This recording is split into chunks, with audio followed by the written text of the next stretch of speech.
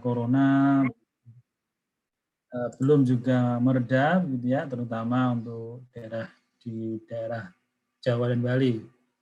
Nah, mudah-mudahan di wilayah yang lain sih tidak separah Jawa dan Bali ya. Kalau di daerah Sumatera gimana nih kira-kira? Apakah seheboh yang ada di Jawa dan Bali nggak nih? Kayak di Kalimantan? Siapa Kalimantan? Saya, Pak. Ya, gimana kondisi Kalimantan? Kalau di Banjarmasin sih, Pak, kayak nggak kerasa gitu sih udah corona. Orang pada keluar juga, cuma ya emang banyak berita sih. Udah mulai kayak nggak boleh keluar lagi gitu. Oke, yang di daerah Indonesia Timur ada nggak? Nggak ada. Ada Oh, mana Mas? Ada Pak, di dari Tuban, Pak. Makassar. Tuban. Tuban itu Jawa Timur, bukan Indonesia Timur. Indonesia Oh, Timur. maaf Pak, saya dengar Jawa Timur, Pak. Terputus-putus Indonesia saya, Timur Pak. ada nggak? Nggak ada Indonesia Timur. Papua. Saya Pak, Mana Mas? dari Makassar Pak. Oh iya, gimana kondisi di Makassar? Eh, kayak kayak yang di Bali lah Pak. Oh, Tapi nggak terlalu parah Pak di daerah sekitarku. berarti nggak pakai PSBB mulai besok ya? Mulai hari ini ya enggak ya? Iya Pak.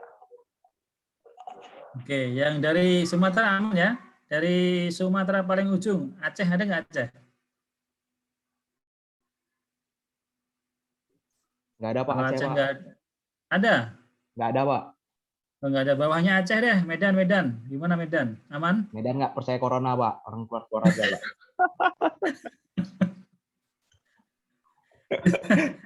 Di sana nggak ada corona ya? Nggak ada Pak. Coronanya takut Pak. Takut nanti dibentak sama Samuel, coronanya pergi kabur semua ya. Ya, benar. Ya sih, jadi antara percaya dan tidak percaya ya. Kalau kebetulan sama nih, kebetulan kan keluarga saya, istri saya juga orang Sumatera juga kan. Jadi waktu kemarin liburan ke sana ya begitu. Apa nggak ada corona di sini? Kalau orang pakai masker malah aneh di sana kan. Jadi ya begitulah ya. Tapi mudah-mudahan aman semua lah ya. Yang penting aman lah. Ya ini yang di Jawa ini kayaknya yang memang parah ya, harus ekstra hati-hati nih teman-teman yang di Jawa nih. Nggak usah keluar-keluar kalau memang nggak penting gitu ya. Oh, kebal katanya, udah kebal sama corona ya. Oke teman-teman, kita kembali ke laptop ya. Jadi kita akan coba diskusi hari ini untuk pemanfaatan ya. Oke, jadi pemanfaatan BUMN itu ada beberapa bentuk kemarin kan.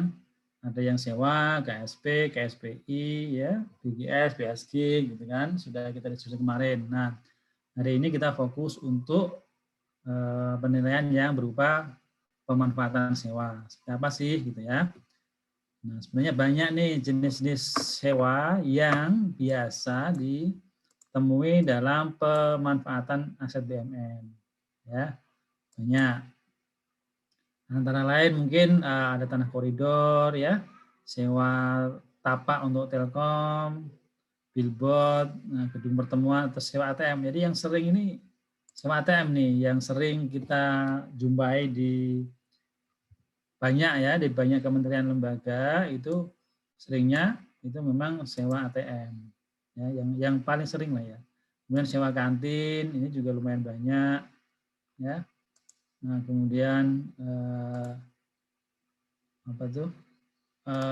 Kalau yang lainnya mungkin kayak sewa tapak itu agak relatif jarang lah ya, jarang dijumpai karena itu kan tempatnya khusus ya, tempatnya khusus. Nah, dalam kesempatan ini kita untuk melakukan penilaian sewa itu merefer ke Perdirjen 4 ya, di Perdirjen 4 tahun 2018 tentang petunjuk teknis pengadaan sewa BUMN. Ini panduan yang digunakan di dalam penilaian sewa BUMN, meskipun Perdirjen ini nanti akan segera dilakukan revisi, ya, akan segera dilakukan revisi atau perbaikan. Nah, dalam Perdirjen itu, ya, jenis-jenis sewa tanah itu meliputi tiga komponen besar lah ya, kalau kita bisa kategorikan ya. Ada jenis sewa berupa tanah, sebagian tanah dan bangunan, dan keseluruhan tanah dan bangunan. Jadi aset BUMN itu kan macam-macam ya jenisnya. Jadi kalau misalnya ada tanah kosong gitu ya, nah, kemudian seluruh tanah kosong itu disewakan, nah ini bisa kategori dia tanah gitu ya. Kemudian kalau tanah koridor itu tanah yang relatif kecil, apa itu lebarnya begitu ya, tetapi dia panjang, memanjang lah begitu ya. Ini tanah koridor. Biasanya itu untuk ini nih apa? Di jalan-jalan itu kan kadang di bawah jalan, di atas jalan itu banyak fasilitas-fasilitas untuk kabel-kabel ya, kabel listrik, kabel jaringan telkom dan sebagainya. Ya, ini dia kategorinya sewa tanah koridor gitu ya.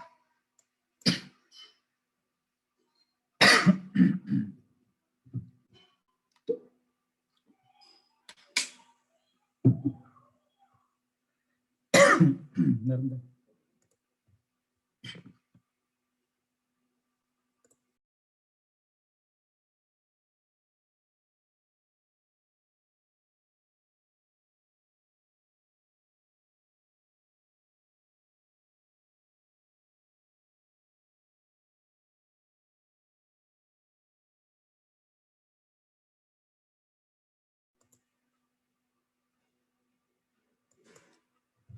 Nah, yang perlu diperhatikan adalah ini apa sih bedanya antara tanah sebagian dan keseluruhan.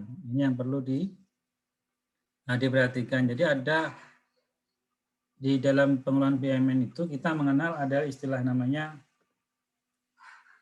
NUP ya, nomor urut pendaftaran aset, atau disingkat dengan NUP.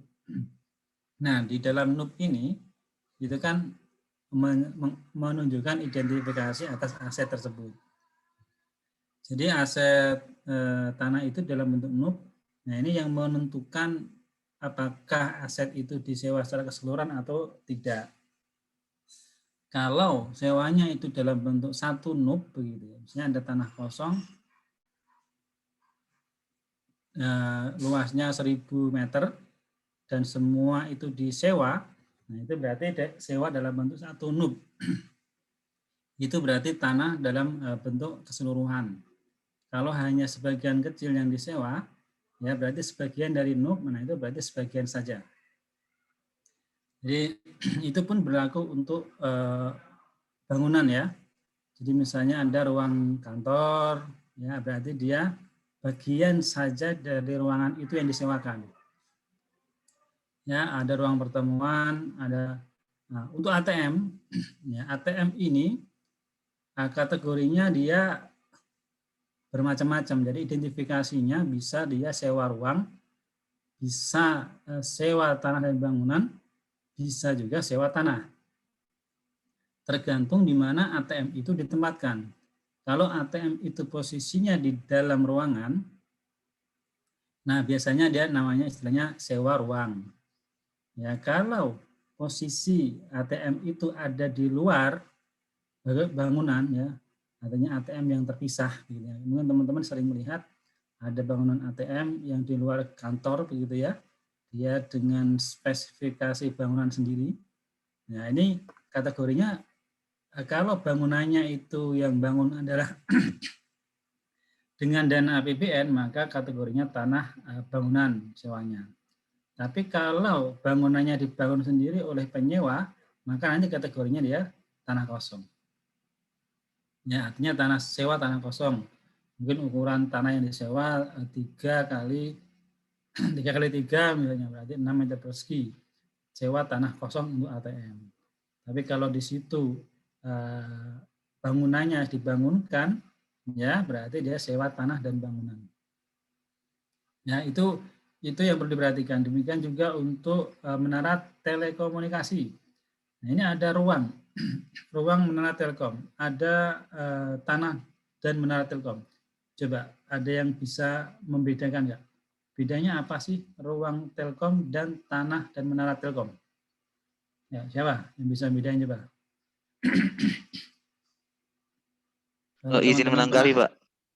Oke, silakan. Kalau dia ruang pada menara telkom itu misalkan kayak dari tanah yang pernah saya tahu ya, Pak. Waktu itu kan saudara saya kan tanahnya mau disewa sama untuk buat menara itu ya, Pak, menara telekomunikasi itu kan. Nah, di situ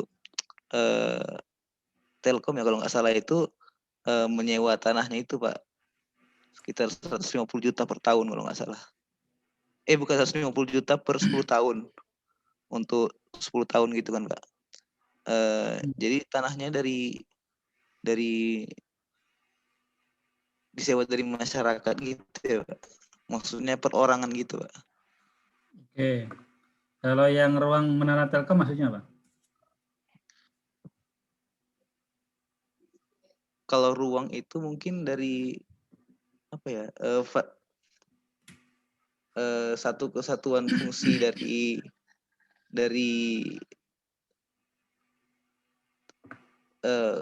Telkom gitu ya, Pak. Jadi ada mungkin space yang kosong gitu disewakan di situ ya, Pak.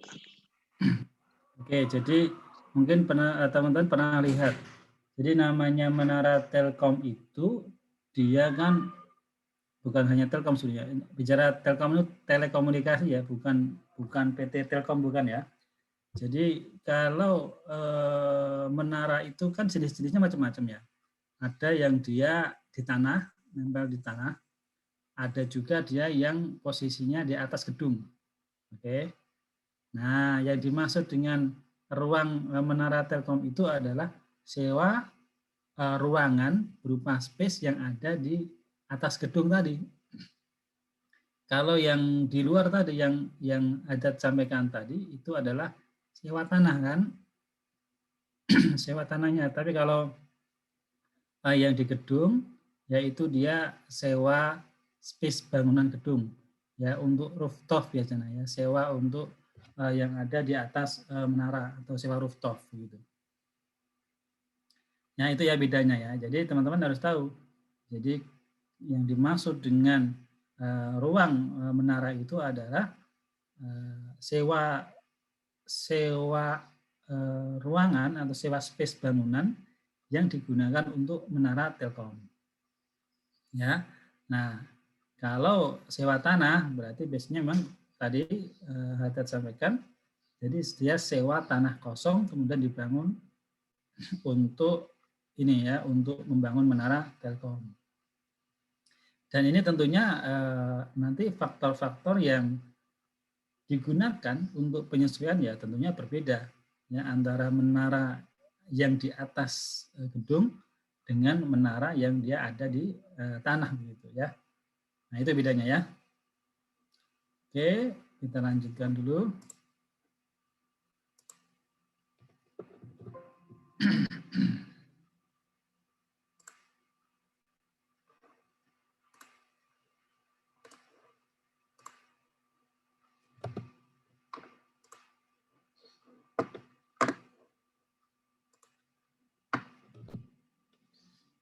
Nah, selain tanah dan bangunan, juga dikenal di kita itu sewa selain tanah dan bangunan. Ya. Jadi ada tanah dan bangunan, ada selain tanah dan bangunan. Nah, ini judulnya salah nih. Harusnya pelayanan sewa selain tanah dan bangunan. Nah, selain tanah dan bangunan itu ada kendaraan, mesin, ya atau mungkin fixture furniture. Namun ini agak relatif jarang ya kalau di BMN. Yang sering itu biasanya kalaupun selain tanah itu adalah plan, ya peralatan dan mesin. biasanya ini untuk aset-aset X K3S. Ya, teman-teman mungkin kalau di Pekanbaru ya kan ada perusahaan minyak ya, kemudian di Balikpapan ada Chevron, di Samarinda ada Vaiko ya. Nah, perusahaan-perusahaan minyak ini gitu ya, di Dumai juga ada gitu ya. Ini kan pada tahun 2021 ini sudah mulai berakhir kan masa kontraknya, sehingga kemudian aset-aset itu menjadi aset pemerintah. Nah, terhadap aset-aset yang tadinya milik K3S ini, selanjutnya pengelolaannya kan macam-macam. Salah satunya itu adalah disewakan gitu. Ya, salah satunya adalah disewakan. Jadi model sewa aset-aset yang dikelolakan X dari K3S. Nah, ini modelnya bisa sewa. Nah, kalau yang lain saya kira masih relatif jarang ya, misalnya kendaraan disewakan itu relatif mungkin malah belum pernah ada ya kita melakukan penilaian ini. Yang pernah memang seperti ini. Jadi tadi untuk plan perusahaan-perusahaan X minyak Pertamina X K3S ya. Nah, kalau mekanisme penilaiannya, tahapannya saya kira standar ya. Pertama tentunya adalah pengumpulan data awal, di mana di sini ada permohonan penilaian atas sewa aset, gitu ya. Kemudian berkas itu dilakukan cross check, ya, dilakukan verifikasi apakah memenuhi standar, begitu ya, atau sudah memenuhi persyaratan. Kalau tidak, dimintakan tambahan datanya. Kalau sudah lengkap ya tentunya diproses gitu ya, melalui proses tahapan berikutnya ya, yaitu melalui penugasan. Tentunya teman-teman akan ke lapangan untuk melakukan pengecekan secara fisik aset yang disewakan tersebut, termasuk ke lapangan itu adalah mengumpulkan data pembanding ya, pembanding. Nah, kemudian hasil di lapangan itu tentunya dianalisis. Nanti teman-teman baru bisa mengetahui, oh kira-kira pendekatan apa yang pas gitu ya. Nah, ketika teman-teman misalnya diminta menilai tanah kosong, kemudian teman-teman ke lapangan, dicari data pembandingnya. Tentunya pertama kali cari data pasar sewa kan gitu ya. Ada enggak ya untuk harga sewanya tanah dengan luas seperti itu, data pembandingnya apakah ada atau tidak. Nah, jika ada, nah baru berarti kita bisa menentukan pendekatannya. Oh, karena ada data pembanding sewa, maka penilai bisa memutuskan untuk menghitung dengan pendekatan pasar. Namun jika pembanding sewa tidak ada, nah berarti harus ada alternatif lain. Ya, apa? Yaitu dengan menggunakan pendekatan pendapatan tentunya. Nah, bagaimana cara menentukan dengan pendekatan pendapatan? Nanti kita diskusikan gimana caranya. Nah, kemudian setelah itu ada simulan nilai dan membuat laporan penilaian.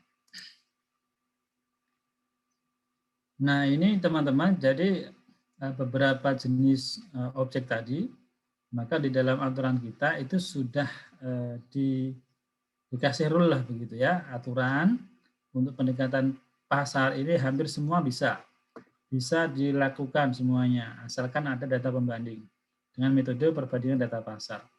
Nah, kemudian untuk pendekatan pendapatan ini bisa menggunakan kapitalisasi langsung ya, atau menggunakan JIM. Semua bisa itu ya. Tapi khusus untuk tanah itu dia juga bisa menggunakan DCF ya. Nah, kemudian untuk selain tanah dan bangunan berarti peralatan mesin tadi juga bisa menggunakan DCF. Ya, jadi DCF hanya bisa digunakan untuk dua jenis PMN. Ya, perhatikan ya. Di DCF di dalam pendekatan pendapatan hanya bisa digunakan untuk dua objek penilaian, yaitu berupa tanah ya, tanah kosong ya berarti ya, dan selain tanah dan bangunan atau peralatan dan mesin. Nah, selain itu, yaitu nggak bisa pakai DCF, misalnya pakai metode lain, apakah dia pakai kapitalisasi langsung atau pakai JIM. Ya. Nah, ini nanti kalau keluar di soal-soal pilihan gitu ya, ini harus diperhatikan nih. Yang kayak gini nih. Oke, bagaimana cara perhitungannya sekarang. Nah, biasalah ya, kalau bicara pendekatan pasar, tentunya teman-teman mencari data pembanding berupa sewa. Ya. Nah, kemudian dilakukanlah proses perbandingan. Ya. Nah, setiap objek penilaian itu tentunya akan berbeda-beda faktor penyesuaiannya. Ya. Jadi ATM misalnya, ini faktor yang disesuaikan tentunya berbeda dengan ruang usaha. Ya, ATM tentunya berbeda dengan gedung pertemuan. ATM tentunya berbeda dengan kantin gitu ya. Nah, jadi intinya apa? Bahwa faktor penyesuaian itu akan sangat tergantung dari objek yang akan dilakukan penilaian. Nah, ini sebagai contoh dengan menggunakan perbandingan data pasar ya. Ada sebuah objek yang digunakan untuk ruang usaha, lokasinya ada di Tamrin City, ya. Objek pembanding kebetulan juga diperoleh di Tamrin City, cuman beda lantai, ya. Lokasi sama, akses sama, luasnya berbeda. Yang disewakan 10, kemudian yang pembanding 1 10, pembanding 2 6, 3-nya 8. Nah, kemudian untuk objek penilaiannya posisi, ya, posisi ini untuk ruang usaha atau kios tentunya sangat strategis ya, sangat strategis, ya, sehingga dia perlu di adjustment. Objek penilaian itu di dekat ekskalator, ini ada sedikit kesalahan ini ya, harusnya ini kebalik. Jadi pembanding 3 ini dia posisinya, nanti di adjustmentnya yang dia kebalik ya. Jadi pembanding 1 di lantai 1 belakang, pembanding 2 lantai 5 dekat ekskalator utama, dan lantai 2 dekat lift. Kemudian sama-sama data penawaran, nah periode sewanya berbeda, dan objek penilaian ini per tahun, ya, pembanding 1 2 tahun untuk jangka waktu sewanya. Nah, yang lain saya kira sama, ya, terkait dengan fasilitas, keamanan, karena dia dalam gedung yang sama, ya. Kemudian harga sewanya pembanding 1 3,5 per meter per tahun, banding 2 4, banding 3 5. Nah, seperti biasa kita melakukan adjustment ya, yang tentunya yang berbeda saja yang dilakukan adjustment-nya. Nah, yang pertama terkait dengan luas. Luasnya ini kebetulan berbeda, jadi pembanding 2 dan pembanding 3. Ya, jadi pembanding objek penilaian karena dia lebih luas untuk usaha, ya. Saya kira standar sebuah ruang usaha berupa kios, saya kira ada standarnya lah ya. Kalau 10 meter dibanding dengan 8 atau 6 tentunya lebih leluasa, lebih baik 10 meter begitu ya. Sehingga pembanding 2 dan 3 ini dianggap kurang baik sehingga adjustment-nya dipluskan. Nah, kemudian yang tadi saya bilang terkait dengan ruang kios, ini ada kesalahan di adjustment ini ya, harusnya yang diminuskan itu adalah di pembanding 1 ya, karena posisi dia di belakang.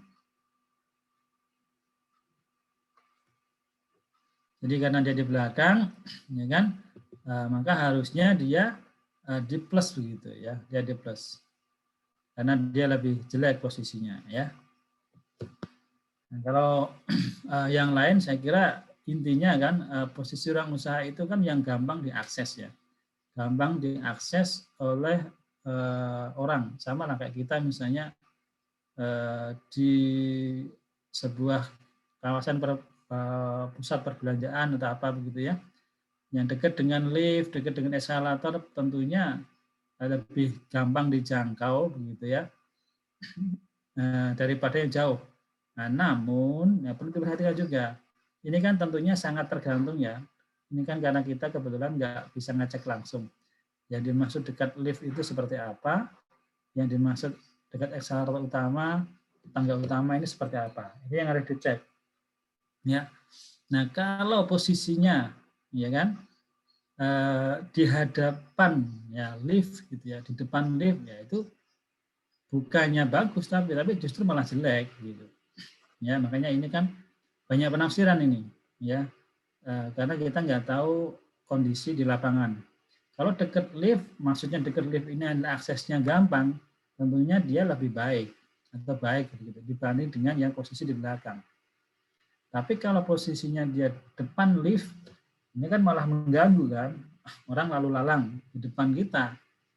Nggak mungkin orang mau belanja kalau posisi kita pas di dekat itu relatif jarang lah begitu ya.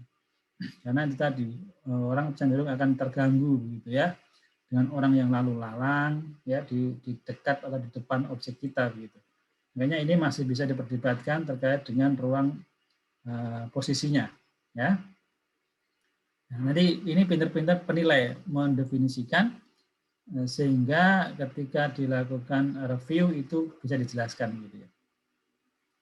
Nah, kemudian jenis transaksi sama-sama penawaran. Periodisitas 2 tahun, karena dia 2 tahun, biasanya semakin lama periode sewa, dia semakin murah. Ya kan, sehingga dilakukanlah adjustment-nya dia positif ya, untuk periode sewa. Untuk yang lain, saya kira nggak ada adjustment karena sama.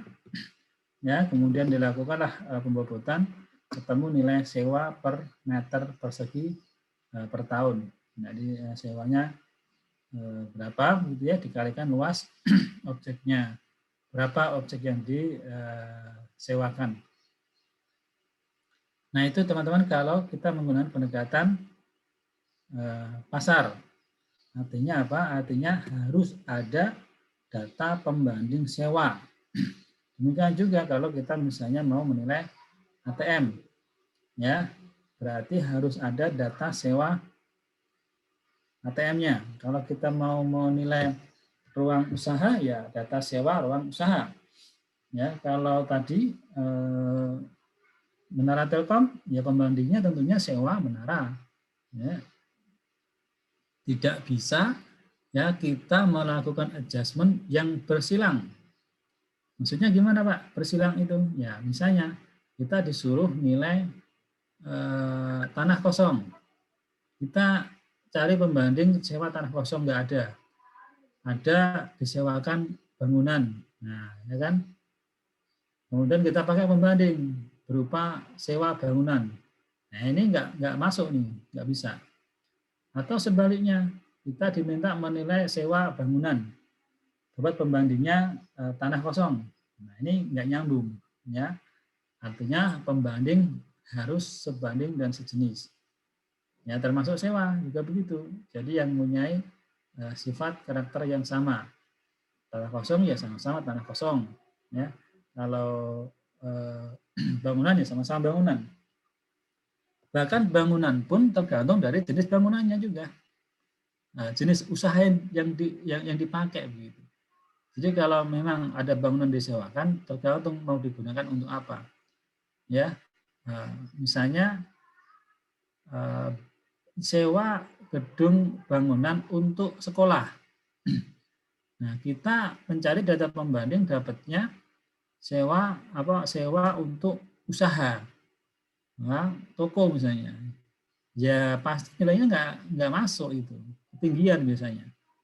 Kenapa? Ya karena sekolah ini relatif ada sosialnya gitu ya. Sementara kalau sewa murni usaha ya murni bisnis gitu. Sehingga nilai sewanya pasti akan ketinggian. Nah inilah teman-teman, jadi kesulitan kita di dalam menentukan nilai sewa dengan menggunakan pendekatan pasar adalah bahwa kita harus benar-benar memastikan objek pembanding kita itu sebanding dan sejenis. Ya, sehingga nilai sewa yang dihasilkan itu benar-benar mencerminkan nilai pasar dari objek yang kita sewakan itu. Oke, nah, sampai sini ada yang mau ditanyakan? Pak izin bertanya. Ya silakan, Dona. Ini saya bertanya terkait penyesuaian sih Pak, terkait yang jenis transaksi itu, karena waktu PKL kemarin ada jadi sedikit pertentangan tuh, jadi sedikit diskusi soal ini sama mentor juga kan. Itu saat melakukan penilaian dengan pendekatan data pasar kan kita mencari data pembanding nih Pak.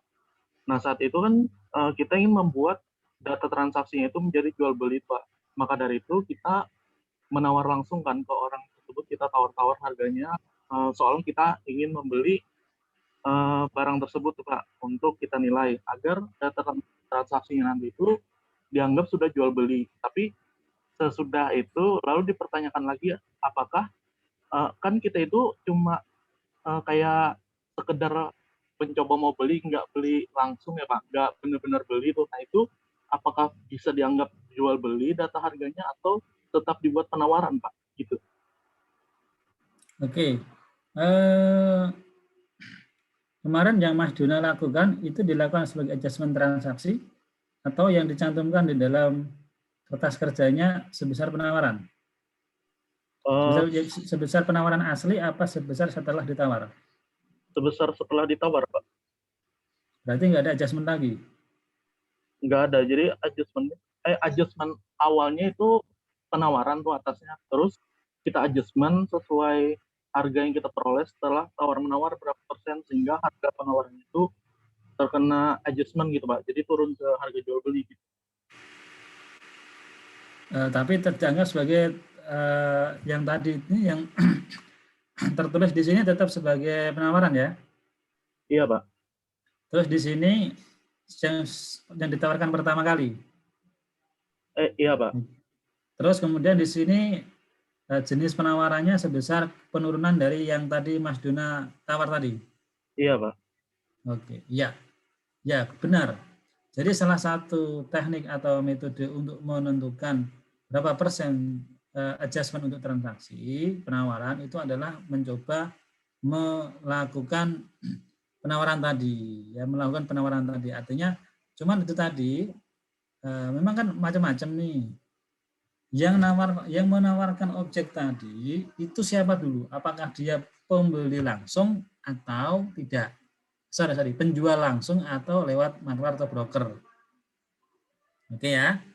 Kalau broker pasti dia kan lebih tinggi menawarkannya. Ya, sehingga dia kan ngambil untung tuh. Sehingga ada adjustment broker. Oke. Nah, kemudian kalau pembeli ya kan? Penjual langsung, kalau penjual langsung saya kira dia lebih ke harga yang mendekati. Nah, pertanyaannya adalah ketika kita melakukan, ini salah satu tekniknya, salah satu teknik untuk menentukan berapa persen adjustment untuk transaksinya. Salah satu tekniknya tadi, Mas Duna menawar, misalnya tanah ya kan ditawarkan 100 juta. Ya Mas Duna menawar turun sampai 90 juta. Berarti turun 10 juta kan? Nah, dan itu belum transaksi kan? Artinya apa? Nah, dari 10 juta itu turun pada 90 juta, tentunya Mas Duna ketika menawar tadi kan nggak serius tuh. Dan kemungkinan oleh pihak penjual, kalau serius bisa turun lagi kan gitu ya. Nah, bisa turun lagi tuh. Nah, kita kan mau melakukan adjustment dari penawaran awal ke kira-kira ya kalau mau dijual berapa lepasnya. Ya, jadi dari penawaran ke transaksi kan begitu. Nah, transaksi kan kita nggak ngerti karena belum terjadi nih. Ya, cuman tadi hasil identifikasi kita ada penurunan. Ya, 10%. Tapi itu bisa turun. Kan begitu. Makanya adjustment di jenis ya, minimal harusnya 10% tadi. Kalau misalnya dari saya tawar aja bisa turun 10%. Berarti kemudian kalau saya serius bisa turun lagi tuh. Maka saya bisa melakukan adjustasi 15% misalnya. Enggak apa-apa. Ya, kenapa 15%? Karena saya sudah nawar sampai 10%.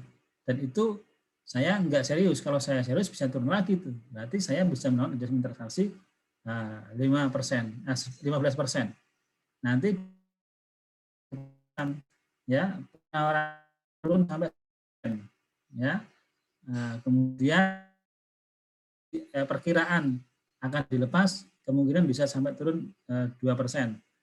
Nah, jadi 15%. Kemudian kalau misalnya dia menaik tinggi lagi kan, misalnya kalau dia penjual pertama tadi pemiliknya 100, bisa saja dia naikkan dulu tuh harganya menjadi 105 misalnya. Ya. Kemudian ditawar, ya artinya apa? Adjustment-nya bisa lebih tinggi lagi. Kalau misalnya pemiliknya tadi dia asumsinya bisa turun 15%, Maka kalau pakai maklar, broker bisa adjustment transaksi bisa 20% misalnya. Ya, seperti itu. Tentunya dia lebih tinggi lagi. Tapi syaratnya, ya, angka yang tercantum di sini adalah angka yang ditawarkan pertama kali. Ya, jangan angka yang sudah kita tawar. Ini kan kalau yang kita masukkan yang sudah kita tawar ya salah. Ini kan belum terjadi. Dan ini nanti yang biasanya jadi bumerang teman-teman kalau datanya dari internet. Kan data dari internet ditawar 3,5 juta. Kita konfirmasi lewat telepon. Ya kan, oh bisa turun sampai 3 juta misalnya kan. Nah, teman-teman kadang mencantumkan 3 juta nih. Nah, padahal di dokumen data pembandingnya di print dari internet 3,5 juta. Pemeriksa begitu. Kamu dapat angka 3 juta dari mana? Ya kan? Kenapa? Karena ini di internet 3,5 ditawarkannya. Ya. Nah, sehingga teman-teman yang dicantumkan di harga sewa pertama, penawarannya ini adalah penawaran yang pertama kali dia tawarkan atau yang ada tercantum di dalam dokumen, apakah itu internet, apakah dia koran begitu ya. Itu yang pertama. Nah, kemudian hasil nego kita nanti digunakanlah sebagai adjustment untuk ke jenis transaksi. Ini aja sebenarnya ya. Itu Mas Dona. Baik Pak, terima kasih Pak. Oke, sama-sama ya. Nah, itu sebenarnya salah satu saja cara untuk mengadjust transaksi. Ada juga kan kita mengenal juga dengan istilah adjustment dengan teknik berpasangan juga ada. Ya, membandingkan beberapa transaksi data pembanding begitu ya. Nah, kita adjustment dari sisi transaksinya itu juga bisa. Ya. Nah, tergantung ya. Artinya kalau kita melakukan penyesuaian dan pendekatan pasar ini, apapun tekniknya bisa kita gunakan asalkan ya kertas kerja kita atau dokumen yang menjelaskan seberapa persen ini bisa dipertanggungjawabkan. Intinya di situ. Oke. Oke ya, saya lanjutkan dulu ya. Nah, pendapatan ini adalah salah satu cara yang digunakan untuk mencari solusi atas kelemahan dari pendekatan pasar. Data pasar sewa itu untuk daerah-daerah tertentu ya sulit diperoleh. Ya, nggak gampang nih cari di daerah terpencil berapa sih sewanya untuk tanah itu kalau disewakan berapa. Ya, itu nggak gampang. Nah, tetapi penilaian kan harus tetap dilakukan, harus ada solusinya. Maka pendekatan pendapatan inilah salah satu teknik untuk mencari solusi apabila kita pendekatan pasar tidak bisa dilakukan. Nah, konsepnya sebenarnya sama ya untuk bagaimana cara melakukan pendekatan pendapatan ini. Ada 3 tadi di depan sudah didiskusikan dengan kapitalisasi langsung, JIM atau DCF. Nah, kalau kapitalisasi langsung kan intinya adalah kita harus tahu nilai wajarnya dan tingkat kapitalisasinya. Ya. Seperti rumus yang teman-teman tahu bahwa rumus V ya, atau value itu sama dengan net operating income dibagi R. Ya. Itu rumus baku dari V-nya adalah nilai propertinya, nilai wajar objeknya. Net operating income adalah nilai sewa yang kita cari. Tingkat kapitalisasi adalah R tadi. Nah, yang menjadi masalah adalah kalau nilai wajar ini bisa kita cari dengan menggunakan pendekatan pasar. Ya, mencari nilai wajar tanah itu lebih gampang daripada mencari tanah untuk daerah-daerah tertentu ya. Kemudian setelah kita ketemu nilai wajarnya, kita cari R-nya. Gimana cari R-nya? Nah, di Perdirjen ini sudah bagaimana cara mencari R-nya. Bagian terakhir dijelaskan. Ya, sehingga ketemu nilai sewanya. Nah, kemudian kalau pakai JIM, itu intinya adalah kita mencari nilai wajar tanah atau nilai wajar objeknya dan sewa objek. Ya, kita mencari beberapa objek pembanding. Nah, untuk JIM itu makin banyak objek pembanding makin bagus. Ya, tentunya yang mempunyai karakteristik yang sama, berada di wilayah yang sama, ya, enggak jauh beda begitu ya. Nah, itu tentunya nanti JIM-nya akan sesuai. Tapi kalau objek pembandingnya ini dia enggak sesuai ya, nanti JIM-nya akan bias. Ya. Jadi kita cari nilai wajar tanahnya dan cari nilai sewanya. Ketemulah JIM-nya. Oke. Kemudian dicari dengan nilai wajar sewanya adalah nilai aset kita dibagi dengan JIM. Ketemu sewa per tahunnya.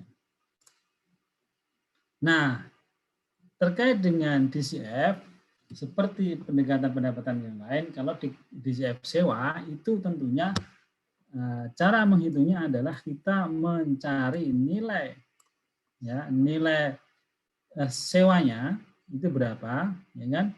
Dengan cara dibalik. Kan kita mau mencari nilai sewanya, ya. Tapi kita kesulitan, maka kita bisa balik. Caranya dicari R-nya dan dicari nilai tanahnya, nilai asetnya.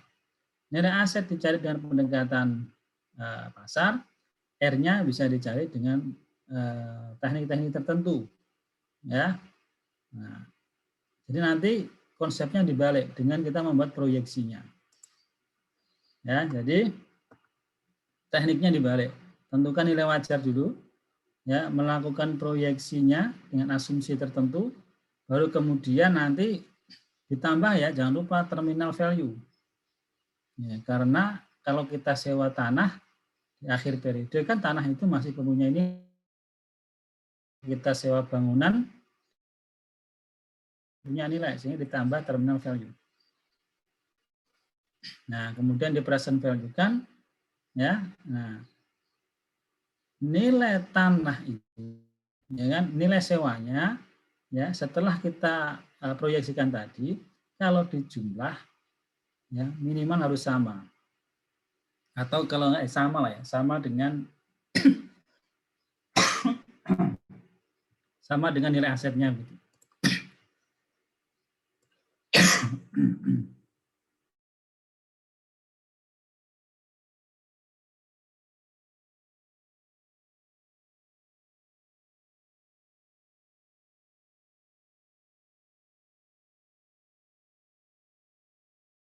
Nah, ini kita coba contoh soal.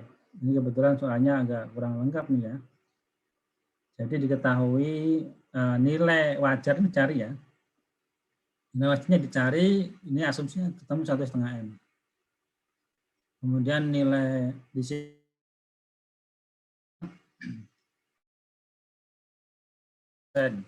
nah, nilai kapitalisasi tanah ini kan digunakan di terminal value ya. Jadi kalau misalnya nanti di terminal value itu tidak diketahui nilai tanahnya, berarti terminal value itu cap rate-nya adalah sebesar R dikurangi pertumbuhan, ya. Nah, R-nya untuk tanah kosong itu adalah sebesar risk free. Ya, ini saya lihatin yang dulu deh. Cara menentukan R-nya dulu. Ya, ini di sini adalah cara menentukan berapa R yang kalau kita mau menggunakan pendekatan pendapatan. Untuk tanah, ya, jika menggunakan data pasar jelas tadi. Kalau dia mau menggunakan pendekatan pendapatan, ya, jika menggunakan direct kapitalisasi langsung, ini digunakan untuk tanah koridor, ya, maka dia menggunakan risk free. Jika belum, ya, mau dipakai tanah koridor tapi belum dipakai, ya. Nah, kalau dia ada di atas penggunaannya, nah, misalnya untuk jaringan listrik yang di atas tanah, dia menghitungnya pakai summation atau BACC untuk R-nya. Tapi kalau tanah koridor tadi berada di bawah jalan, ya, tadi misalnya saluran PDAM sewa di bawah jalan, nah, berapa panjangnya, berapa volumenya begitu ya, maka untuk menghitung sewanya pakai risk free. Ya. Nah, untuk tanah non koridor dia pakai R pasar. R-nya adalah R pasar yang tadi ya dicari R pasar dengan menggunakan beberapa perbandingan. Nah, kemudian kalau DCF pakai risk free. Kalau JIM pakai JIM pasar. Kemudian kalau sewanya adalah tanah dan bangunan, kan, pakai R pasar dan JIM. Ya, kalau peralatan dan mesin, ya, kalau direct dia pakai risk free plus cap rate. Oke, cap rate-nya itu dia tingkat depresiasi. Biasa menggunakan straight line atau unit. Nah, kalau DCF dia pakai CAPM untuk peralatan mesin. Ya. Nah, untuk JIM dia pakai JIM pasar. Ya. Jadi, ya, yang bisa tadi ya bisa pakai DCF adalah tanah dan peralatan dan mesin. Nah, tadi di awal ya, tanah dan bangunan dia nggak pakai DCF. Ini cara mencari R-nya. Nah, setelah R ketemu, risk free apa? Risk free itu adalah yield soon sesuai dengan jangka waktu sewa. Ya, berapa sih jangka waktu sewanya? Kalau 5 tahun berarti yield soon 5 tahun. Dari tanggal penilaian, ya, yang dicari di tanggal penilaian. Nah, itu kan berarti R kan sudah ketemu. Nah, nilai bisa kita cari dengan menggunakan pendekatan pasar, R ketemu, baru kita tentukan proyeksi sewanya. Nah, gimana cara untuk proyeksi sewanya? Nah, ini tadi contohnya ya. Ada tanah nilai wajarnya 1,5 M. Kalau di sini diketahui kebetulan cap rate untuk tanahnya 1%. Ya. Gimana cara ngitungnya? Nah, ini pakai Goldseek. Nah, teman-teman mungkin sudah pernah ya pakai cara menghitung Goldseek. Kalau di Verdigen itu dia masih menggunakan proyeksi. Dicoba-coba, coba berapa begitu ya, ketemu nanti. Intinya adalah nilai sewa ini ya adalah penjumlahan dari total nilai sewa selama jangka waktu sewa itu ditambah terminal value ya, maka di present value kan nilainya harus sama dengan nilai aset. Itu rumusnya. Ya, dengan mempertimbangkan apa? Adanya kenaikan. Kenaikan apa? Kenaikan ini kenaikan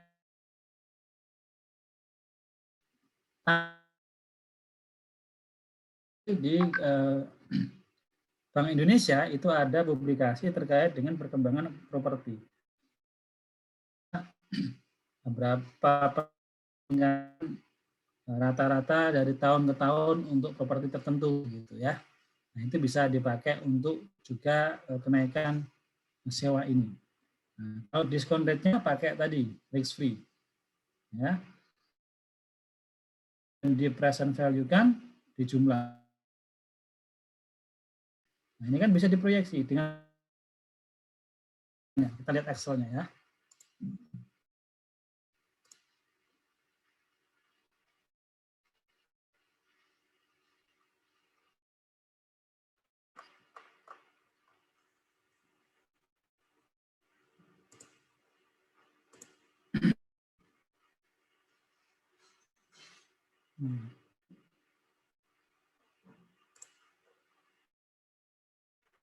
Oke, ini contohnya ya. Contoh cara menghitung Goldseek. Mungkin ada yang sudah pernah menghitung, kalau belum ya kita latihan lagi nih. Ya.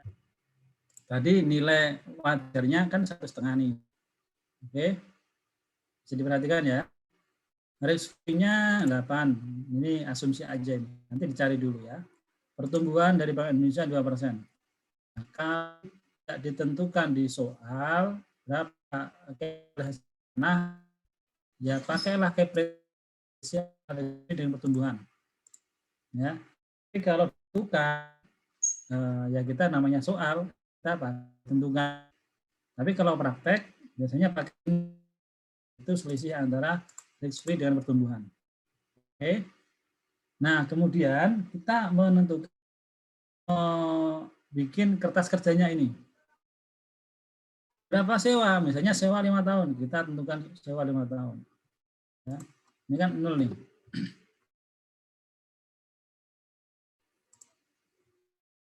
apa? Ya tentunya pembayaran pertama adalah di tahun pertama. Kenaikan 2% setiap tahun kenaikan tanah tadi. Maka ya ada kenaikan. Ya, di sini naik dari sini ya. 2%. Ini naik, berikutnya 2% lagi. Baru kemudian dihitunglah terminal value-nya.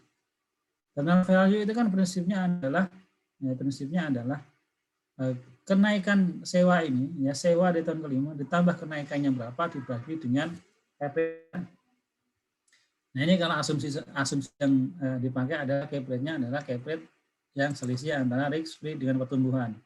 Kalau di sini misalnya cap rate-nya adalah sesuai soal 1%, ya kita masukkan 1%. Ya, nah kemudian kita diskon rate-nya kita hitung. Ini pangkat 1, pangkat 2, pangkat 3, pangkat 4, pangkat 5. Kemudian dikalikan di sini ketemu present value-nya. Dan kemudian dijumlah di sini ya. Nah, ini yang agak berbeda teman-teman antara per dirjen dengan yang seharusnya. Jadi mungkin ini mungkin nanti akan diperbaiki. Kalau di per dirjen kita ini dihitung terminal value ini adalah terminal value dengan menggunakan diskon rate-nya adalah tahun ke-6. Padahal kalau kita tahu konsep pendekatan pendapatan, ya kan, untuk menghitung daripada nilai terminal value itu kan dia 1 plus growth-nya, ya kan, dibagi dengan terminal value kan, dibagi dengan cap rate-nya, ini ya, dibagi dengan cap rate-nya dikalikan dengan diskon rate tahun kelima, ya. Jadi untuk pendapatannya adalah tahun ke-6, ya, dicari terminal value-nya tahun ke-6, tapi rate-nya adalah diskonnya adalah tahun kelima. Jadi ini plus 1, tetapi di diskon rate-nya adalah tahun kelima begitu ya. Tapi di per dirjen itu ditulisnya dia tahun ke-6. Ya, harusnya tahun kelima. Di sini saya rubah. Oke, setelah itu kita rumuskan, kemudian baru kita pakai Gulsik. Bagaimana cara menghitung Gulsiknya? Oke, kita cari data di Excel ya. Pakai ini analisis Gulsik. Nah, ini kan tadi kita antara nilai sewa dengan total present value harus sama dengan 0 kan? Berarti nilai ini adalah 0 kan? Berarti C25 harus 0. Kemudian pembayaran dimulai pada tahun pertama ini. Oke, kita hitung. Nah, saya ulang ya. Jadi Gulsiknya adalah C5 harus dengan 0, dimulai di D20. Oke, nah ini ya. Jadi inilah pembayaran sewa per tahun yang harus dilakukan. Ya, di mana hasilnya nanti antara penjumlahan nilai sewanya dan terminal value harus sama dengan nilai asetnya, 1,5 miliar. Itu kita pakai rumusan ini. Baru kemudian pertanyaannya, berapa jumlah yang harus dibayar nilai sewanya? Kalau mau dibayar tahunan, maka yang harus dibayar ya ini. Tahun pertama 19.342, tahun kedua 19.7, dan seterusnya sampai tahun kelima. Nah ini kalau dia mau bayar tahunan. Kalau dia mau bayar sekali di muka, cash begitu ya. Nah itu baru kemudian nanti kita pertimbangkan nilai sekarangnya, di present value kan, ya, dengan inflasi. Ini misalnya inflasi asumsinya 3,08. Ya, jadi kalau pembayaran sewa ya di present value kan dengan inflasi. Tapi kalau kenaikan sewa ya dikalikan dengan kenaikan nilai propertinya. Ya, cari datanya begitu. Ya, cari ini dicari dengan kenaikan nilai propertinya. Ya. untuk kenaikan sewanya kalau present value-nya, pembayaran cash-nya dikalikan dengan present value inflasi. Ya. Sehingga present value sewa ya itu dia harus sama dengan ini ya 1,5 M, artinya harus minimal sama dengan nilai asetnya. Ya, terminal value 1,4, jumlah sewanya ada 79 sehingga sama dengan nilai sewanya. Ya, nilai asetnya harus sama dengan nilai asetnya. Dan ini yang harus dibayar sewanya. Oke, sampai sini.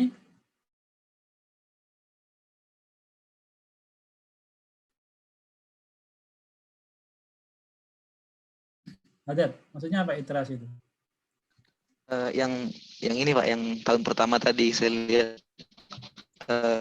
Ya tadi otomatis kan. Kalau di Perdirjen dia pakai coba-coba dulu. Dicoba-coba supaya nilainya harus sama dengan 1,5. Nah, kan di Excel ini ada aplikasi namanya Goalseek tadi. Ya kan? Nah, itu sudah otomatis. Kalau kita kalikan kan ketemu ini kan. Ini kalikan ini ketemu ini. Ketemu ini kan kalau dijumlah. Nah, itu namanya Goalseek. Dalam praktek memang benar-benar dipakai oleh biasa pakai Goalseek juga. Ya. Jadi lebih memudahkan menentukan nilainya ini. Apa nilai kalau secara teori kan pakai tadi uji sensitif apa dihitung ya sehingga nilainya pakai Excel nggak usah pakai uji sensitif langsung aja pakai Goalseek. Oke, jelas ya cara ngitungnya ya. Ada yang mau ditanya? Ini bertanya Pak. Ya silakan. Mengenai ini kan Pak, kalau sewa di sini kan Pak kita tahu kotor gitu Pak. Berarti kan karena kan kalau di pemanfaatan sewa BUMN itu kan dia biaya operasional kan ditanggung mitra gitu kan Pak. Nah, jadi pertanyaan saya itu nanti kan tingkat kapitalisasi itu kan bisa dia inverse gitu Pak. Jadi seperjimnya itu bisa jadi tingkat kapitalisasinya gitu Pak. Gimana? Suaranya putus-putus. Bisa diulang lagi? Gini Pak, kan yang saya tahu Pak, pemanfaatan sewa BUMN itu kan Pak, dia biaya operasional, maintenance segala macam. Nah, jadi nilai sewa di sini kan diibaratkan jadi NOI-nya gitu kan Pak, udah NOI per tahun gitu kan, udah Nah, jadi kalau kayak penentuan dia bisa inverse gitu, maksudnya inverse itu maksudnya berarti seperjimnya itu bisa jadi cap rate-nya gitu. Ya, yang terus ini suaranya Hadat, apakah saya mungkin Hadat jaringannya ya? Ya, intinya tadi pertanyakan bahwa nilai sewa ini adalah net operating income. Jadi kan mitra itu dan sebagainya, begitu ya, macam-macam dan sebagainya. Nah, kita menghitungnya adalah kita bukan menghitung net operating income dari usaha mitra, ya, tapi kita mau menentukan nilai tanah. Kan tadi saya bilang, ini kan yang pakai DCF, ya, DCF itu tanah kosong. Jadi bukan tanah yang ada bangunan. Kalau tanah yang nggak pakai DCF, pakai transaksi langsung atau dia pakai JIM atau apa kan begitu kan, atau pasar. Tapi untuk tanah kosong ya berarti apa? Berarti kita mau menentukan berapa sih ya sewa tanah. Nah, kita kalau mau menyewakan tanah kosong kan gitu. Nah, kita kan nggak mikir oleh penyewa itu yang jelas ini tanah kosong saya, tanah pertanian misalnya. Mau saya sewakan. Ya sudah, saya hanya menentukan berapa nilai sewa tanah pertanian saya ini berapa. Nah, kemudian kalau dia mau usaha dipakai untuk apa dan sebagainya, kemudian dia mendapatkan keuntungan berapa, ya itu urusan dia, nggak apa-apa. Ya, itu ranahnya dia. Yang jelas saya berdasarkan perkiraan saya nilai sewa tanah saya sebesar ini gitu. Untuk kemudian usaha dia, jadi kita menilai ini bukan menilai usahanya ya, tapi menilai properti kita, nilai tanah kita, berapa nilai sewa aset tanah kita, bukan menilai usaha calon mitra kita, bukan. Beda kalau nanti konsepnya KSP, beda lagi. Ya, KSP itu namanya kerjasama pemanfaatan. Kalau bicara kerjasama pemanfaatan, berarti sama-sama investasi kan? Saya investasi tanah, mitra investasi bangunan, berarti sama-sama ada investasinya di situ. Nanti ada pembagian hasilnya ada. Itu kalau KSP. Nah, kalau sewa murni, saya punya tanah kosong. Saya mau saya sewakan, berapa nilai sewanya? Nah, kemudian untuk digunakan dia mendapatkan hasil yang sangat banyak, ya enggak apa-apa, itu terserah dia.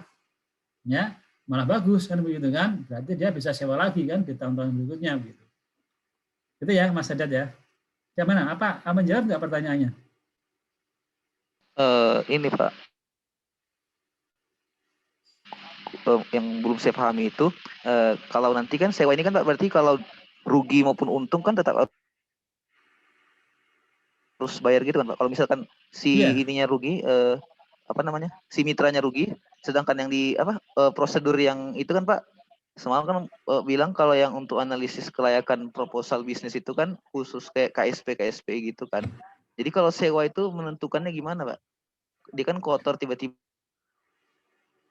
Iya, makanya saya bilang tadi. Si ininya itu gimana Pak? Dia nggak bisa bayar Pak? Iya, makanya saya bilang tadi. Ini beda dengan KSP ya. Ini beda, penentuan sewa tanah kosong beda dengan KSP. Kalau KSP kan tadi ada bagi hasil, ada bagi investasi. Saya investasi, mitra investasi, ya kan? Nah, kalau ini ya kan kita hanya menentukan berapa sih, misalnya kita mau sewakan berapa, ya sudah.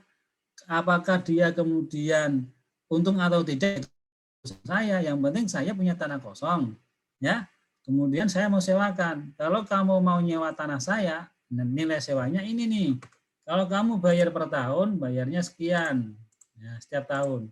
Kalau kamu bayarnya mau di depan, bayarnya sekian.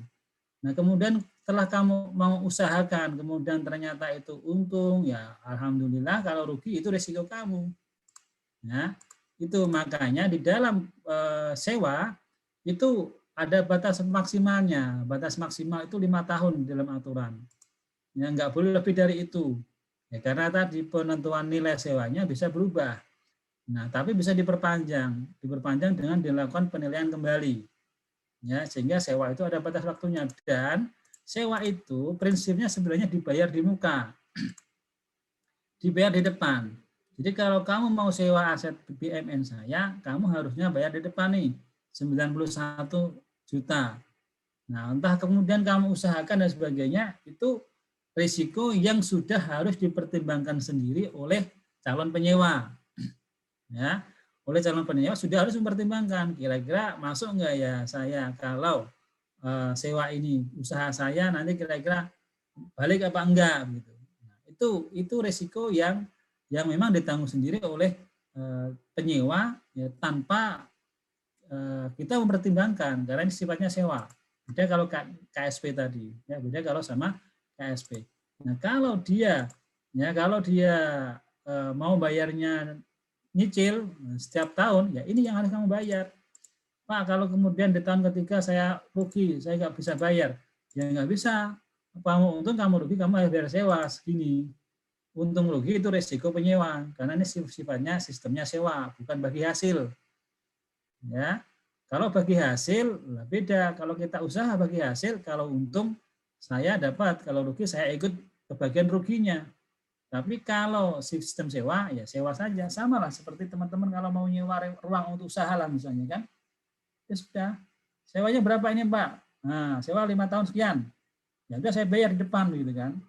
Nggak ada urusan kemudian, Pak ini saya nanti kalau rugi Bapak gimana sewanya, ini kan? Bapak udah nerima uang sewa dari saya, dan saya usahanya rugi. Mau nggak Bapak saya kurangi nilai sewanya? Ya nggak mau lah, kan? Gitu ya, Haddad ya. Terus Pak, kalau misalkan kejadian kayak gitu terjadi Pak, itu perjanjiannya dibatalkan atau gimana, Pak? Ya tidak. Perjanjian yang nggak dibatalkan, kan perjanjian itu dilakukan ditaruh di depan. Makanya aturan yang benarnya kan dibayar di muka. Ya kan, dibayar di muka. Tapi kalau kemudian ternyata dia tidak membayar, ya dia harus membayar. Kalau misalnya tahun ini dia rugi nggak mau bayar, ya tahun depan dia harus akumulasi dong. Tahun kemarin dan tahun sekarang gitu. Ya, intinya harus bayar. Orang dia sudah ada kontraknya, ya, dan dia harus membayar begitu. Nah prakteknya, pertanyaannya ada tadi prakteknya itu calon penyewa biasanya mempertimbangkan itu di depan, Mas Haddad. Jadi setelah ditentukan nilai sewanya, misalnya nih ketahuan 91 juta nih, saya harus bayar di depan, ya kan? Nah maka dia mikir-mikir nih, kalau saya bayar sekian, saya untung nggak ya ke depannya, ya kan?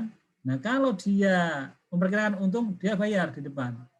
Tapi kalau misalnya, wah ini kok berat kayaknya, nggak jadi Pak, saya Pak, nggak jadi sewa. Nah biasanya di depan juga keputusannya, sehingga biasanya keputusan nggak melanjutkan kontrak itu juga di depan.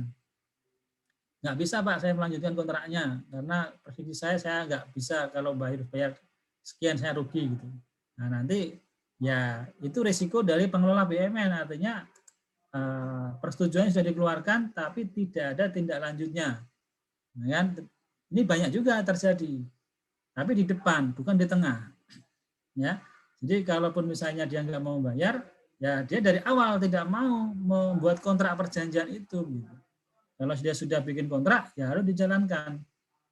Begitu Mas Haddad. Oke, menjawab pertanyaan saya? Jawaban saya? Sudah, Pak. Terima kasih, Pak. Oke. Itu ya, jadi memang benar tadi Mas Haddad sampaikan, gimana kalau nggak mampu itu ditentukan di depan biasanya oleh calon penyewa. Bukan di tengah-tengah tadi ya, kalau di tengah kok kayak nggak mampu, kalau sudah tanda tangan ya harus bayar. Ya mampu nggak mampu itu resiko kamu. Jangan hanya ketika kamu untung kamu mau bayar, rugi nggak mau bayar, nggak bisa. Ya itu kalau sewa itu begitu. Karena ini bukan kerjasama pemanfaatan, bukan bagi hasil lah bahasanya begitu ya. Ini kan sewa. Kamu kalau sewa aset saya, ya kamu harus bayar, sama lah teman-teman. Kalau sewa mau sewa ruang untuk toko begitu kan, gitu kan konsepnya. Ya bayar ruang sewanya. Untung ruginya pemilik toko itu yang menanggung risiko. Pemilik asetnya, pemilik bangunan toko tidak ikut menanggung gitu loh. Ya kan? Kalau ikut nanggung ya nggak mau lah pemilik tokonya. Gitu ya teman-teman ya. Ada pertanyaan lain? Oke, ini tadi konsep kalau kita sewa beberapa tahun ya. Nah, untuk tanah. Nah, selanjutnya saya mau kasih contoh lagi. Ini karena waktunya mepet ya. Langsung ke mesin. Nah, mesin ini sebenarnya teorinya tadi, saya stop dulu ya.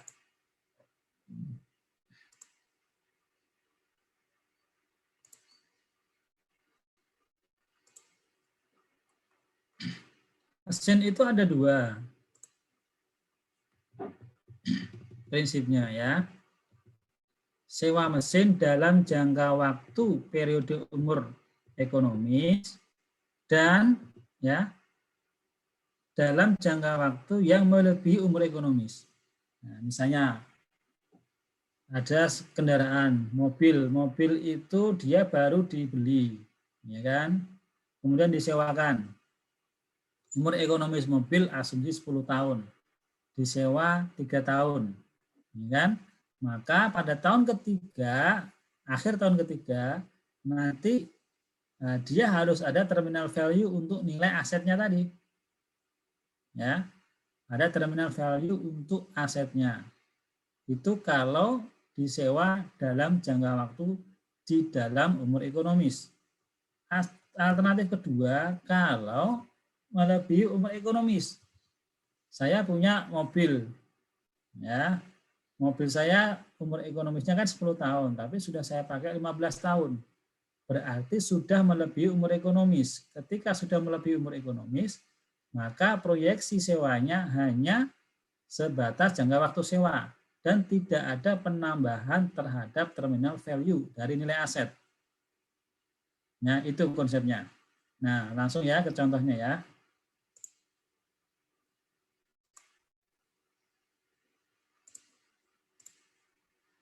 Ini contohnya mesin ya. Ada sebuah mesin baru. Kendaraan lah 125 juta. Diskon faktornya terdiri dari risk free plus cap rate-nya misalnya 11,5 ya. Disewa 5 tahun. Nah, karena umur ekonomisnya dia 10, maka penyusutan per tahunnya kan 10. Waktu sewa 5 tahun berarti pada akhir masa sewa itu nilai asetnya, nilai kendaraannya masih 62,5 juta. Nah, kan maka di sini masukkan 62,5 juta. Ini belum kan? Nah, kita bikin rumus dulu. Ya, di mana nanti hasilnya totalnya antara nilai sewanya dengan terminal value aset tadi harus sama. Ya, nah untuk kendaraan atau untuk peralatan mesin, maka tidak ada kenaikan atas sewa. Kenapa? Kenapa kok nggak ada kenaikan sewa? Proyeksinya. Dan bisa jawab? Depresiasi, Pak. Ya, betul sekali. Ya. Siapa tadi yang jawab? Mas Napa. Oke. Ya, karena peralatan dan mesin itu dia nggak naik nilainya, tapi justru malah turun. Ya, aset peralatan mesin itu karena dia nilainya turun, maka nggak ada proyeksi namanya kenaikan sewa, tidak ada. Minimal ya sama dengan sewa di tahun awal. Sehingga kalau disewa 5 tahun asumsinya sama. Antara tahun pertama sampai tahun kelima itu nilainya sama ya. Berarti sama. Oke. Nah, kita proyeksikan dengan menggunakan sama. Dengan menggunakan Goalseek. Goalseek di mana C7 adalah 0 ya. Kemudian sel mulai 1. Oke, kita hitung. Nah, inilah nilai sewanya. Ya, gitu ya. Nanti pada akhir tahun terakhir tahun ke-6-nya dia masih punya nilai aset 62,5. Nah, ini juga dikalikan sama dengan tahun kelima ya. Oke, ini nilai sewanya. Total nilai sewa. Nah, itu kalau dia tidak lebih dari umur ekonomisnya. Ya kan? Nah, pertanyaannya tadi, gimana Pak kalau melebihi umur ekonomis? Contohnya ini. Umur ekonomisnya dia 10 tahun. Ya. Umur aktual 12 tahun. Sudah dipakai 12 tahun. Berarti apa? Berarti kan sudah melewati umur ekonomisnya. Disewa 3 tahun. Nah, maka yang harus dilakukan adalah dihitung nilai asetnya. Nilai aset ini adalah nilai aset pada saat sekarang, misalnya kendaraan. Kendaraan umur ekonomis 10 tahun, sudah dipakai 15 tahun. Meskipun sudah dipakai 15 tahun, faktanya mobil itu masih punya nilai. Kalau secara akuntansi, habis, nggak punya nilai kan? Karena nggak punya nomor ekonomis. Tapi faktanya, mobil 15 tahun masih punya nilai, sehingga harus dinilai. Tentukan berapa nilai wajar mobil itu, berapa nilai wajar aset itu. Kita hitung, oh nilai wajar asetnya, misalnya ini 30 juta. Oke, nah kita sewakan, maka kita langsung tentukan nilai sewanya selama 3 tahun, di mana nanti nilai asetnya itu ya sama dengan sebesar nilai aset 30 juta tadi. Ya, dengan dilakukan present value. Sama ya, caranya sama. Kita pakai Goalseek ya. Tahunnya sama, sewanya 3 tahun gitu ya. Nah, kita Goalseek-kan ini 0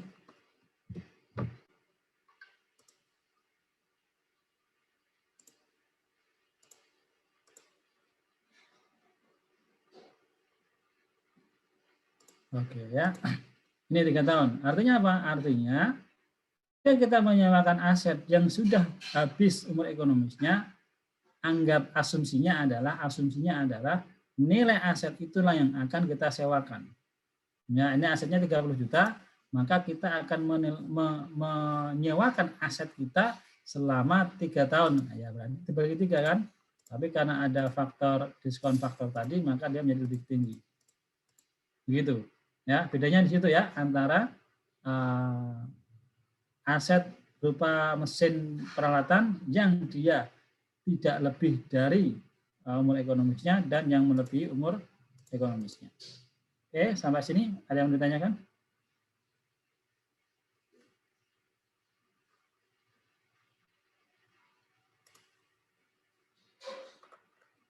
Jelas?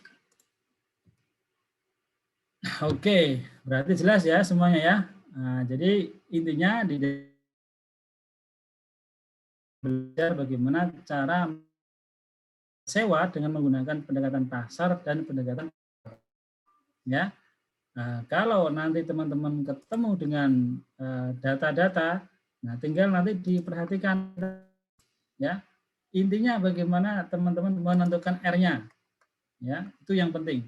Kalau cara menentukan nilai sewa, nilai wajarnya, saya kira teman-teman udah pada jago nih dengan menggunakan pendekatan pasar kan, apakah itu tanah, bangunan, gitu kan, sudah jago. Tinggal R-nya ini caranya, ya, R-nya ini. Ya, jadi R-nya ini dihitung dengan menggunakan ini ya, dengan beberapa aturan-aturan ini ya. Nah, kalau sudah ketemu R, tinggal digulusikan. Nah, ketemulah nanti nilai sewanya. Oke, teman-teman, saya kira itu. Nah, kemudian, kalau nggak ada yang bertanya lagi, nanti di pertemuan ke-14, kan teman-teman ada tugas melakukan penilaian sewa nih. Nah, saya minta tolong nih ketuanya, Mas Rio. Ya, Mas Rio ya? Mas Rio, tolong dibentuk tim, ya, dalam kelas 89 ini, 69 ya, dibentuk tim rata-rata sekitar 4 orang kan, karena ada 27 ya, ada yang 4, ada yang berapa? 4 kali 27 bagi 4 berapa? Ada yang 4, ada yang 5, ada 4 yang 3 ya. Nanti disusun timnya dan masing-masing tim melakukan penilaian yang asetnya saya minta berbeda-beda. Nanti diundi aja. Atau mungkin ada yang volunteer. Oh, saya dekat rumah saya ada tanah kosong nih. Saya mau penilaian sewa tanah kosong aja. Misalnya kan, oh saya mau penilaian sewa ruangan. Nah, di kantor bapak saya ada ruangan kantin nih. Nah, berapa sih nilai sewa kantinnya gitu. Ada ATM gitu ya. Jadi bisa ruang kantor, ruang tempat usaha atau kantin, bisa ATM, bisa tanah kosong gitu ya. Ya, maksimal kalaupun harus sama beda. Ya, misal tanah kosong di Medan, satu tanah, tapi maksimal cuma 2 kelompok yang ya, jangan banyak-banyak. Mungkin ATM, satu ATM di Jakarta, satu ATM di Denpasar misalnya, di Makassar. Seperti itu ya. Dibentuk, nanti sampaikan ke saya kelompoknya dan objeknya. Silakan teman-teman mencari data pembanding sendiri, melakukan perhitungan, nanti dibikin laporan penilaiannya juga, ya, dan dipresentasikan 2 hal yang dikumpulkan, yaitu kertas PPT dan laporan penilaian yang terdapat kertas kerjanya. Dan nanti dipresentasikan di pertemuan terakhir. Jelas, Mas Leo, teman-teman? Pak, itu berarti tiap tim objek penilaiannya beda berarti ya, Pak? Bukan ya, tiap orang beda. Tiap tim ya. Tiap tim yang berarti ya, Pak? Betul. Ya, okay. Ya, tiap tim harus beda-beda objeknya. Maksimal kalau mau sama 2 tim tadi. Objeknya sama-sama ATM, tapi lokasinya beda. Nggak boleh semua ATM semua, enggak boleh. Maksimal 2 tim yang sama objeknya, tapi harus beda juga lokasinya. Biar nanti teman-teman ada gambaran, oh cara ngitung ATM seperti ini, cara ngitung sewa kantin atau orang usaha seperti ini, gedung pertemuan seperti ini, ya tanah kosong seperti ini. Jadi biar semua nanti paham tuh, oh cara menghitungnya, ya. Oke. Untuk pengumpulannya tadi kapan, Pak? Dan akan dipresentasikan di pertemuan terakhir, ya kan? Berarti sebelum pertemuan terakhir, 1 minggu sebelum pertemuan terakhir, ya. Nah, kalau bisa dikumpulkan dulu. Ya kalau nggak 1 minggu ya, ini kan kita hari Sabtu kan biasanya kan, ya berarti nanti paling tidak ya hari Minggu lah, minggu sebelumnya berarti. Jadi kalau ini misalnya minggu besok gitu kan, misalnya presentasinya minggu depan, ya minggu besok itu paling lambat dikumpulkan. Biar saya ada waktu untuk ngecek juga nih. Kalau biasanya kalau hari H gitu, susah saya ngeceknya, kapan lagi ngeceknya kan. Oke ya, jelas ya. Silakan dikerjakan kelompok, nanti dipresentasikan di pertemuan yang terakhir. Nanti Kak, saya kirim individu, kayak kemarin juga ya Pak ya, saya kirim sekali semua Pak ya. Ya, sekalian aja, biar kompak gitu loh. Kalau terlambat semua gitu kan, hukumannya kan sama nanti kan. Iya siap Pak. Kan, kalau dikurangi 5, kurangi 5 semua. Ya, biar aneh lah. Kalau naik semua, kalau nggak naik semua. Gitu. Oke ya. Iya Pak. Ya. Ada lagi yang lain? Mungkin ada yang mau disampaikan? Ini Pak, kalau misalkan dia tanah bangunan tuh Pak, kan dia nggak ada pakai DCF gitu kan Pak. Kalau misalkan untuk menentukan tingkat kapitalisasinya itu gimana ya Pak? Tadi kan belum. Itu tadi di peta ini ada nih, ya kan? Dia R-nya R pasar. Jadi misalnya, ya ada penyewa mau menentukan sewa gudang, misalnya sewa gudang ya Mas ya. Nah, berarti kan sewa gudang itu sewa gudang pas tanah berarti kan. Nah ini kemarin juga ada tuh kasus penilaian sewa gudang di daerah Jakarta Utara kan banyak gudang tuh. Bagaimana cara menentukan tingkat kapitalisasi R-nya? R-nya ya tentunya ditentukan dengan berapa sih? Kan di situ banyak